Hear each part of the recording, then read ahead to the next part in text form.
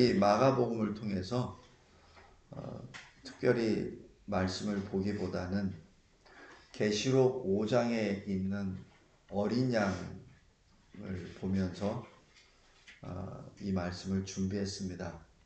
요한계시록 5장 한번 보세요.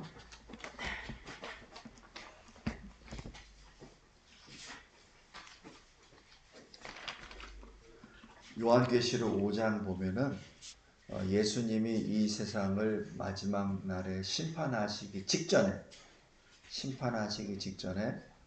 그 권세, 심판의 권세를 누군가에겐 주십니다. 하나님께서 직접 하시는 것이 아니라 그 심판의 권세를 받은 자가 이걸 행하죠. 그래서 여기 보면은 5장 1절 보면 내가 보매 보좌에 앉으신 이의 오른손에 두루마리가 있으니 안팎으로 썼고 7인으로 봉하였더라. 이 두루마리를 봉인을 떼면서 심판이 들어갑니다. 이때 2절에 또 봄에 힘있는 천사가 큰 음성으로 외치기를 누가 이 두루마리를 펴며 그 인을 떼기에 합당하냐 라고 부르짖죠. 이때 3절에 하늘 위에나 땅 위에나 땅 아래에 능히 그 두루마리를 펴거나 보거나 할 자가 없더라 라고 기록합니다. 누구냐? 라고 했을 때 없다 이렇게 나옵니다. 그 얘기는 뭐예요? 심판할 수 없다는 얘기죠. 그 얘기는 심판할 수 없다는 얘기는 구원이 완성될 수 없다는 얘기입니다. 그게 엄청난 거예요. 심판이 이루어져야 구원이 완성되는데 예수 그리스도께서 십자가에 달려 죽으시면서 다 이루었다. 텔레스타이라고 선포한 것은 내가 너희들의 죄값을 다 지불했다는 얘기죠. 그것은 구원의 완성이 아니라 구원의 성취입니다. 그래서 구원의 길을 열어주었지만 구원이 완성되기 위해서는 하나님이 심판하셔야 돼요. 그래서 심판이 끝나야 구원이 완성이 됩니다. 왜? 심판의 대상이 있는 상태에서 어떻게 구원이 완성이 되냐고요. 그죠? 심판의 대상이 있을 때에는 구원이 완성이 안 됩니다. 그냥 단지 구원의 성취만 된 거죠. 예를 들어서 천국문에 들어갈 수 있는 티켓만 받은 것이지 천국문에 못 들어갔다는 얘기입니다. 아직은. 예수님이 십자가에 달려 죽으셔서 선포하신 것은 내가 다 이루었다는 것은 너희들에게 천국문을 내가 열어놓았다라고 선포한 거예요. 그러면은 완성이 되려면 어떻게 돼요? 천국에 다 들어가야 완성이 되는 거잖아요. 그래서 천국에 다 들어가기 위해서는 어떻게 해야 됩니까? 심판의 대상은 다 없어져야 됩니다. 안 그러면은 심판받을 대상도 다 천국으로 들어가 버리면 안 되잖아요. 그건 말이 안 되죠. 물론 이 비유가 조금 온전하지 못한데 그래서 여기 4절에 보세요. 그 두루마리를 펴거나 보거나 하기에 합당한 자가 보이지 아니하기로 내가 사도 요한이 크게 울었더니 기록합니다. 이 사도 요한은 예수님을 십자가에 죽으시는 것을 이렇게 볼 때는 20살이 안 된 상태입니다. 나머지 제자들은 20세가 넘어요. 그러니까 로마 병사들이나 유대인들에게 쫓김을 받는데 요즘으로 하면 아직 어른이 안 된 겁니다. 그러니까 사도 요한은 사도지만 지명수배 대상이 아니에요. 그래서 요한만 주님 발 앞에 딱 서게 됩니다. 나머지 사도는 다 도망가 버리죠. 왜냐하면 20세 이상이니까. 그 요한 사도가 이제는 90세가 안팎으로 얼추될 때 이 요한계시록을 기록했다고 봅니다. 그러니까 얼추 60년 이상 사역을 한 거예요. 사도로. 그런데 천국에 들어갔습니다. 그런데 지금 간절히 기다리던 주님이 안 보이는 거예요. 주님이 안 보이는 겁니다. 어렸을 때부터 늘 주님 곁에 있으면서 주님이 항상 요한 사도를 볼 때 내가 사랑하는 제자, 내가 사랑하는 제자. 그게 요한이거든요. 그러니까 늘 요한 사도는 비록 나이는 들었어도 그 주님을 늘 사모하고 기다렸던 사람입니다. 근데 막상 이제 심판의 때가 딱 됐는데 그 인을 뗄 사람이 없다는 얘기예요. 내 주님이 안 계시다는 얘기입니다. 내가 여기까지 왔는데 성령의 감동함으로 천국까지 왔는데 하나님 보좌 앞에 왔는데 주님 어디 계시옵나이까? 주님이 분명히 말씀하셨는데 60년 사역을 통해서 늘 이것을 증거하였고 선포하였고 교회를 세우고 했었던 장본이 있는데 이제 주님이 안 보인다니 어떻게 합니까? 그래서 크게 울었다라고 기록합니다. 이때 5절에 장로 중에 한 사람이 사도 요한에게 말합니다. 울지 말라. 유대 지파의 사자 다윗의 뿌리가 이겼으니 그 두루마리와 그 7인을 떼시리라 하더라. 이때 6절에 내가 또 보니 보좌와 네 생물과 장로들 사이에 한 어린 양이 서 있는데 일찍이 죽임을 당한 것 같더라 라고 기록합니다. 이 어린 양이 이 사도 요한이 그토록 60여 년 동안 보고 싶었었던 주님입니다. 근데 이 심판의 권세를 받아야 될 그 주님의 모습이 어린 양이에요. 일찍이 죽임을 받은 것 같은 모습으로. 그건 어떤 모습이에요? 자기가 보았던 십자가에 달린 주님의 모습입니다. 어떤 모습이에요? 머리에는 가시관을 쓰시고 손과 발에는 못이 박히고 옆구리는 창자국이 찔린 바로 그 주님. 그 주님의 모습으로 선 것이죠. 보좌와 네 생물과 장로들 가운데. 그래서 7절에 보면 그 어린 양이 나와서 보좌에 앉으신 이의 오른손에서 두루마리를 취하시니라. 지금 이 역사적인 이 순간을 통해서 이제는 심판의 권세가 어린 양에게로 돌아갑니다. 오늘 이 말씀을 보면서 오늘 마가복음 15장을 한번 보겠습니다. 첫째로 예수 십자가의 죽으심은 우리 죄인을 위한 하나님의 공의의 심판, 다른 말로 하여 하나님의 진노의 잔을 받으신 것입니다. 왜? 우리 죄 때문에. 그래서 이 요한복음 1장에서도 세례 요한이 예수께서 오시는 것을 보고 뭐라 그러죠? 보라, 세상 죄를 짊어지고 가시는 어린 양, 하나님의 어린 양이로다. 이렇게 부르잖아요. 바로 그 말씀이 그대로 여기서 실천되는 겁니다. 성도 여러분, 그러한 어린 양이 오늘 마가복음 15장에 십자가에 못 박혀 죽으실 때 남기신 말씀, 엘리 엘리 라마 사박다니, 나의 하나님 나의 하나님 어찌하여 나를 버리셨나이까. 왜 하나님 아버지를 아버지라고 안 부르셨죠? 왜 하나님이라고 부르셨죠? 왜냐하면 예수님의 그 자체가 희생 대속 제물의 위치로 못 박혔기 때문에 그렇습니다. 그래서 아버지라고 안 불러요. 하나님이라고 부릅니다. 그게 달라요. 아버지라고 안 부릅니다.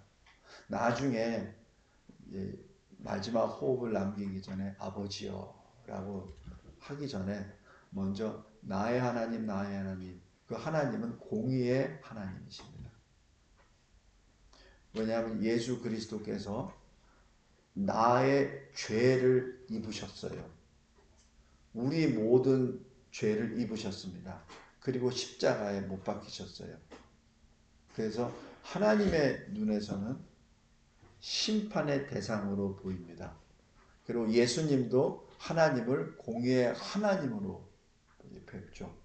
이것이 그냥 단순히 그냥 불평하느라고 하나님 왜 나를 이렇게 만드셔 이런 불평이 아니라 지금 예수님의 선언입니다.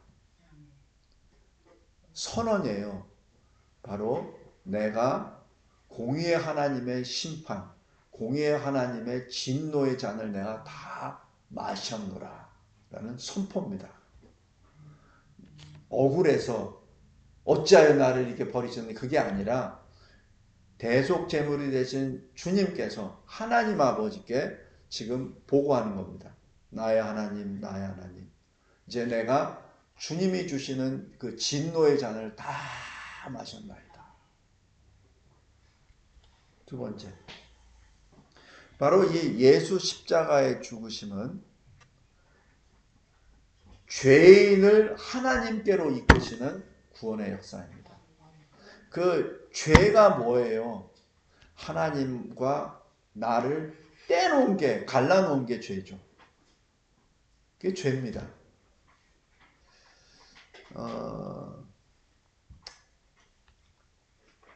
오늘 여기 두 번째 말씀을 잘 보시기 바랍니다. 이 이사야서 59장 2절에 그 표현이 나와요. 우리와 하나님과 죄악이 갈라쳤다 라고 나옵니다. 그래서 죄가 바로 그거예요.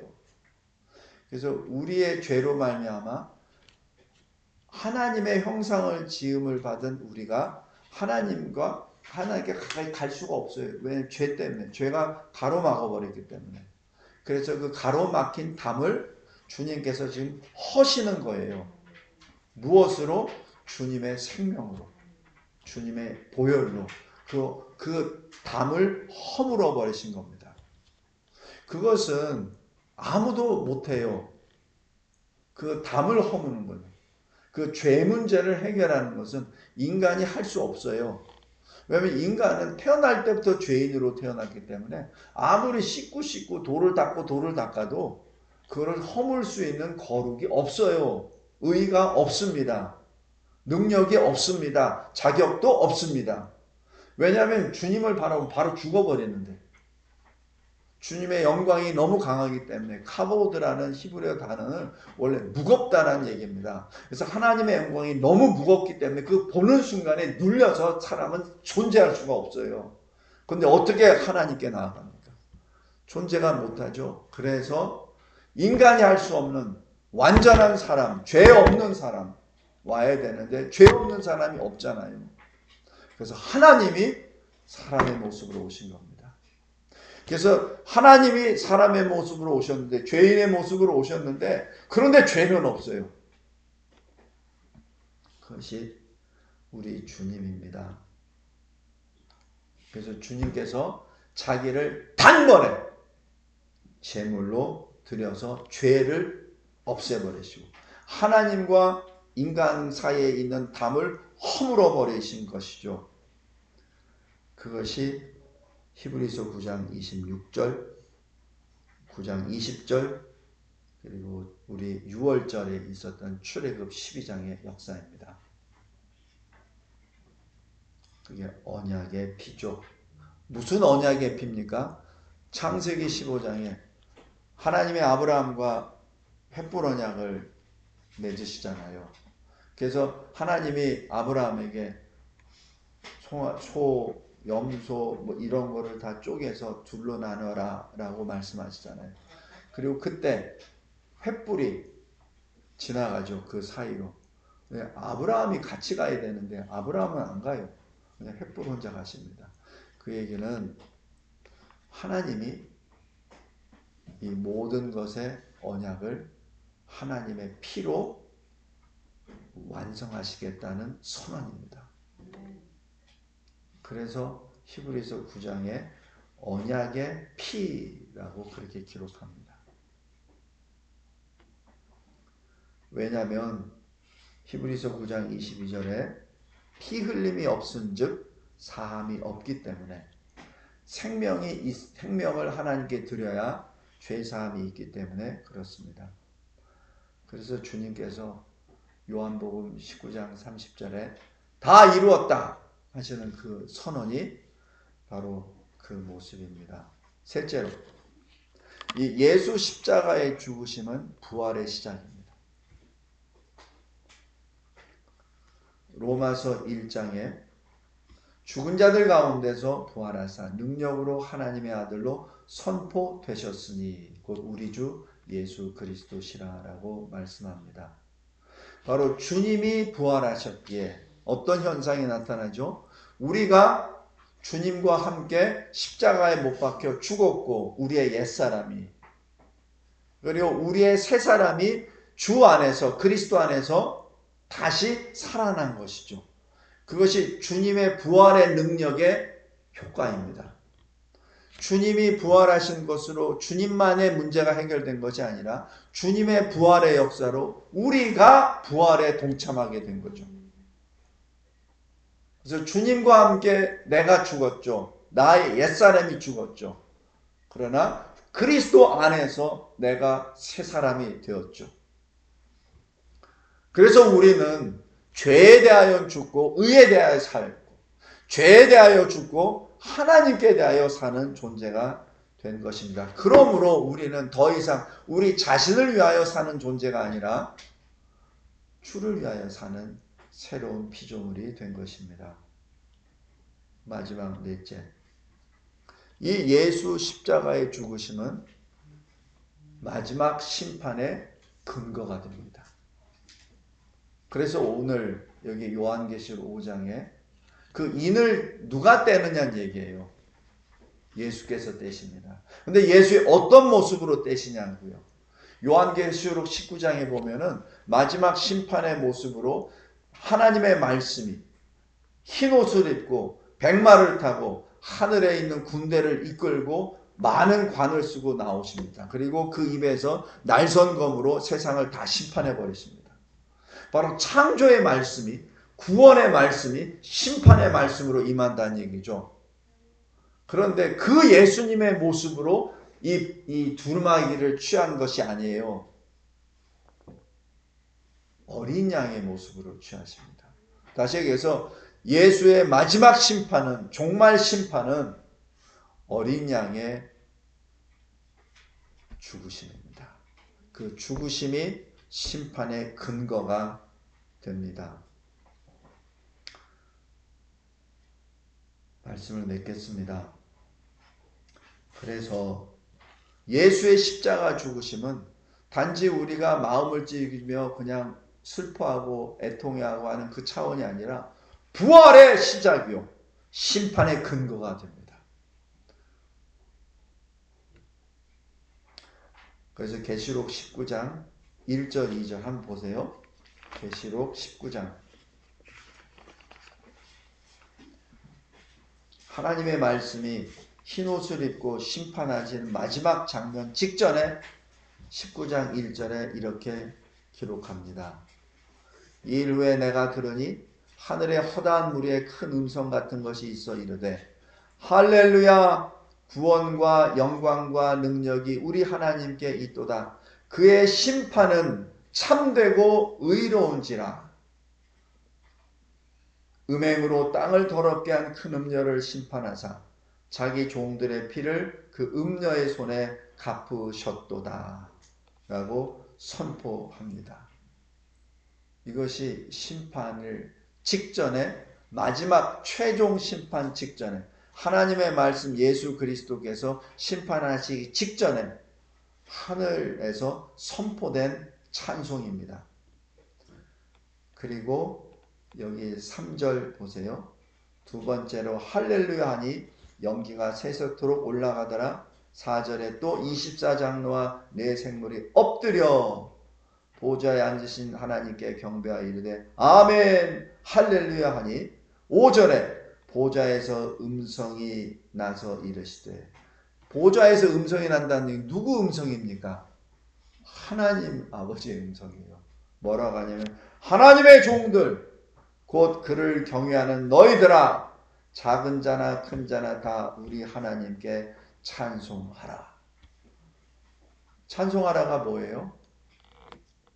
헬라어로 할렐루야. 할렐루야는 명령어예요. 이 명사가 아닙니다. 그건 동사예요. 명령어입니다. 할렐루야. 야훼를 할렐 찬양하라. 그 얘기입니다. 성도 여러분, 우리 이 십자가에 달려 예수께서 죽으시는 그 장면을 저도 여태까지 항상 슬픈 마음으로 제가 설교했어요. 10여 년 동안. 어떻게 죽으셨는가, 그 고통이 어떠셨는가, 3시에 못이 바뀌어서 6시에 하늘이 어두워지고 9시에 숨을 거두시고, 그러니까 6시간 동안 십자가에 못 박혀 얼마나 고통스러웠을까. 로마 병사가 여기 옆구리에 창을 찌르니까 피와 물이 쏟아졌더라. 요한복음 19장에 나와요. 피와 물이 쏟아졌다는 얘기는 시체이기 때문에 피와 물이 쏟아진 겁니다. 살아있는 자는 피가 나오겠죠. 죽었기 때문에 피와 물이 분리가 됩니다. 그래서 그것을 사망 확인하는 절차입니다. 제가 그렇게 설교해 왔는데, 제가 왜 오늘은 이렇게 1시간 전에 이 프린트를 했냐면은, 이게 아닌데. 그거는 과거 역사인데. 내가 지금 설교를 지금 과거에 초점을 맞춰서 했잖아요. 과거를 무시하라는 것이 아니라, 과거가 있어야 현재가 있죠. 그리고 미래가 있지. 근데 내가 지금 계속 과거만 보고 있었어. 예수 십자가에 달려 죽으시는 과거만 계속 보고 마음을 찢으며 나의 죄 때문에 이렇게 했구나. 그것만 봤어요. 그런데 어느 순간부터인가 그게 아니에요. 지금 우리는 과거를 토대로 해요. 지금 미래를 향해 나가야 되죠. 그죠? 그냥 과거만 보면 뭐예요? 2000년 전만 보면 뭐예요? 그 의미가 없다는 얘기 아니라 그건 반드시 봐야 되나. 그러나 그것을 토대로 나의 눈은 지금 미래를 향하여 나가야 되죠. 그래야 주님의 재림을 예비할 수 있잖아. 우리가 이상하게 언제부턴가 재림하면은 이단이나 뭐 이상한 그 사이비 종교 하는 사람들이 하는 것처럼 느껴져요. 근데 재림은 우리의 미래예요. 그거를 무시할 수는 없잖아. 그죠? 우리가 역사를 배우는 이유가 뭐예요? 현재 나의 상태를 깨달아 알고, 이유를 알고, 원인을 알고, 그 다음 미래를 대비하기 위해서 역사를 공부하는 거 아닌가요? 이 성경도 마찬가지입니다. 계시록에 미래가 있는데, 그럼 그 미래를 읽고 우리가 준비를 해야 되잖아. 슬기로운 다섯 처녀처럼 준비를 해야지. 깨어 준비하는 자가 되어야지. 주님을 만날 준비를 해야지. 계속 주님은 오시는데 나는 뒤통수를 해가지고 계속 과거만 보고 있으면 내 뒤통수 딱 때리고 도둑처럼 들어오실 거 아니에요. 그러면 안 되잖아. 특별히 우리 여기 학생들, 우리 청년들에게 꼭 말씀드립니다. 주님을 바라보되 주님이 어떤 모습으로 오시는지를 늘 기다리고 기도하며 주님을 바라보시기 바랍니다. 그래야 주님이 뭘 원하시는지 우리에게 말씀하시잖아요. 어린 양의 모습으로 그 손과 발에 못자국이 있는 상태에서 이 두루마기를 받으시잖아요. 그게 무엇을 의미하는 겁니까? 여기 지금 구멍이 났는데 왜 하필이면 계시록에서 그 모습을 보여주셨냐고요. 왜? 그것을 잘 받기 바랍니다. 성도 여러분, 이 시대에 너무 사랑 타령을 많이 해. 사랑. 사랑이 참으로 중요하죠. 그러나 공의가 없는 사랑은 음행입니다. 공의가 없는 사랑은 간음입니다. 공의가 있어야 되죠. 그래야 온전한 사랑 아가페가 있는 거죠. 구원의 역사가 일어나기 전에 반드시 선행되어야 하는 것은 공의의 심판입니다.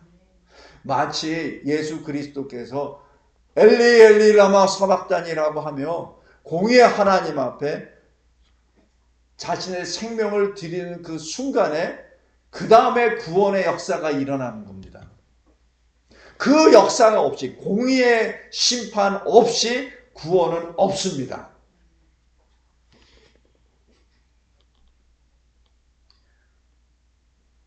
그래서 저주의 십자가는 저주의 피 묻은 십자가로 끝나는 것이 아니라 영광의 십자가로 됩니다. 그것이 영광의 십자가입니다. 그래서 요한복음에서도 보면 제자들이 잘 몰라요. 나중에 영광을 받으신 다음에 알게 되었더라 이렇게 말하죠. 그 영광은 보통 신학자들은 이렇게 말합니다. 부활 후에 알게 됐다는 얘기예요. 근데 그게 아닙니다. 십자가 죽으심으로 알게 됩니다. 우리 십자가 죽으심에 대하여 다시 한번 마음에 깊이 새기며 주님께서 우리에게 계시하시는 그 비밀을 늘 깨달아라. 공의와 사랑이 늘 우리 안에 존재하는 거룩한 주의 성도들 되시기 바랍니다. 성도 뜻이 뭐예요? 거룩한 무리예요. 그게 성도입니다. 우리 그리스도인은 거룩한 무리입니다. 하나님 감사하고 감사합니다. 하나님께서 저희들에게 주신 이 오묘한 진리의 말씀을 이제야 깨닫고 전하게 하여 주신 은혜 진심으로 감사합니다. 주님, 주의 길을 찬송하며 걸어가나이다. 예수 그리스도의 이름으로 기도 올려옵나이다. 아멘.